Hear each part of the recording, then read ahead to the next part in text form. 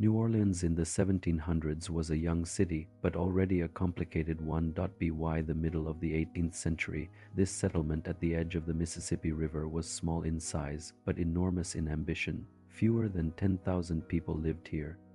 Yet its position made it one of the most important ports in North America. This was a city shaped by water, heat, empire, and uncertainty. In this video, I use modern AI tools to bring historic paintings, engravings, and prints to life, allowing us to shift perspective, change camera angles, and move through the same scenes in ways their original artists never could. For a moment, we are not just looking at old images, we are walking through them. First, I want to talk about the river that made New Orleans possible. This view shows the Mississippi River. This view shows the Mississippi River in the early 1700s, wide, brown, and slow-moving. The camera looks from the water toward the settlement. The river fills the foreground. Flatboats and small sailing vessels drift past, heavy with cargo. By the 1700s, the Mississippi was the main artery of French Louisiana.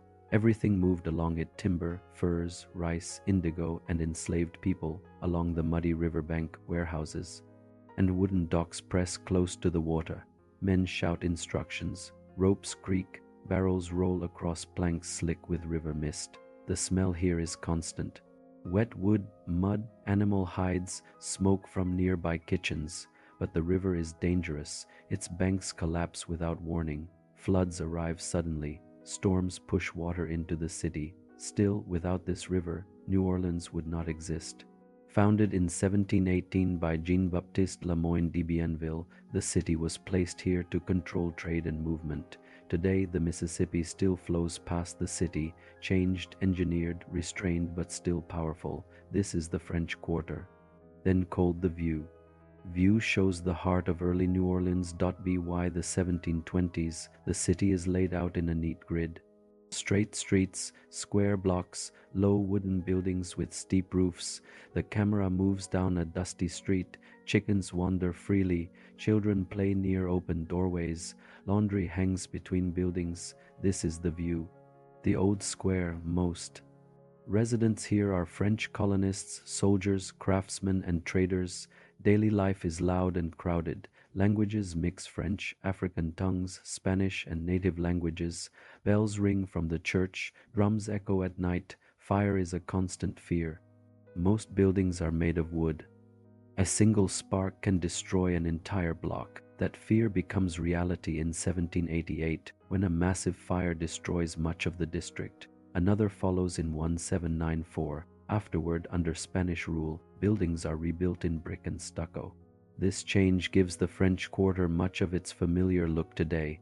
This view shows Place d'Armes. This view shows the city's central square, known in the 1700s as Place d'Armes. The camera looks across an open, sandy space. Soldiers drill. In formation, civilians gather at the edges. By mid-century, this is the social and political center of New Orleans. Public announcements are read here, punishments are carried out here, celebrations take place here. Nearby, vendors sell fruit, bread, and cooked food. Enslaved people move through the square on errands, carrying baskets and water jugs. Tension is always present.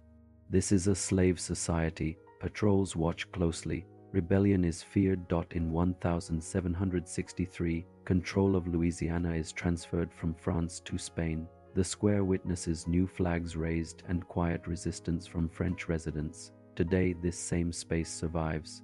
As Jackson Square, still a gathering place, still watched over by history. This is St. Louis Church, before the cathedral. This view shows the early church of New Orleans. Before the Grand Cathedral, there is a simpler structure here, wooden walls. A modest bell tower. By the 1700s, Catholicism shapes daily life. Baptisms, marriages, and funerals mark time in the colony. The camera moves inside, light filters through small windows, candles flicker, the air smells of wax and incense. Religion is also power. The church records births and deaths, it reinforces social order. Hurricanes and fires damage the building repeatedly. After the fires of 1788 and 1794, the church is rebuilt in a more solid form. Today, St. Louis Cathedral stands on this same ground, rebuilt again and again, but still central to the city. This view shows the riverfront. Marquetha's view shows the bustling market along the levee. Stalls line the river's edge. Fish glisten in the sun. Vegetables are piled high. By the late 1700s, New Orleans is a trading hub. Goods arrive from upriver and from the Caribbean. The sounds are constant, bargaining voices. Animal calls, the slap of water against hulls. Enslaved Africans play a major role here. Many are hired out, earning small wages they sometimes keep. Disease lurks in this crowded space.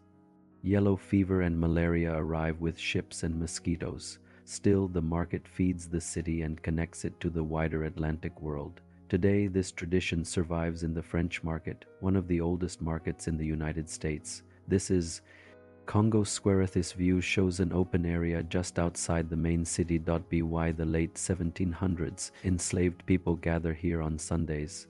The camera circles the crowd, drums beat, people dance in circles, songs rise into the humid air. This space is rare, a place where African traditions survive. Music, rhythm, movement. Colonial authorities tolerate these gatherings, but they also watch carefully. Fear of rebellion is never far away. Congo Square becomes a foundation for something new. These rhythms will influence jazz, blues, and American music itself. Today, this space is part of Louis Armstrong Park, still remembered for what began here. This view shows a plantation road beyond the city. This view shows the outskirts of New Orleans. The city fades behind. The road runs between plantations and swamps. By the 1700s, enslaved labor supports the entire region. Sugar and indigo fields stretch into the distance. The air is heavy, insects swarm, work is brutal and unending. Runaways sometimes disappear into the swamps, others are captured and punished publicly. This system brings wealth to a few and suffering to many. Later reforms, revolts, and resistance will slowly challenge this world, but not yet. Today, traces of these plantations remain, remembered through museums and preserved sites. This is the city under Spanish rule. This view shows New Orleans after 1769. Spanish officials now govern the city. The camera focuses on new architecture, thicker walls, inner courtyards, iron balconies. Spain strengthens defenses and reorganizes administration. Fires lead to safer building codes, yet daily life changes slowly. French culture remains strong. In 1800, Spain quietly returns Louisiana to France. Just 3 years later, in 1803, Napoleon sells it to the United States. A new chapter is about to begin. This view shows the city at dusk, late 1700s. This view shows New Orleans as evening falls. Lanterns glow softly. The river reflects fading light. The sounds quiet but never disappear. Music drifts, insects hum, water laps against the levee. This is a fragile city built on mud, surrounded by water. Balanced between empires, and yet it endures, a reflection on the past. When we look at these reconstructed scenes, the past feels close, almost reachable. These were real streets, real lives, real choices that shaped the city we know today. If there's another city, moment, or hidden corner of history you'd like to see brought back to life, let me know in the comments. Again, thank you so much.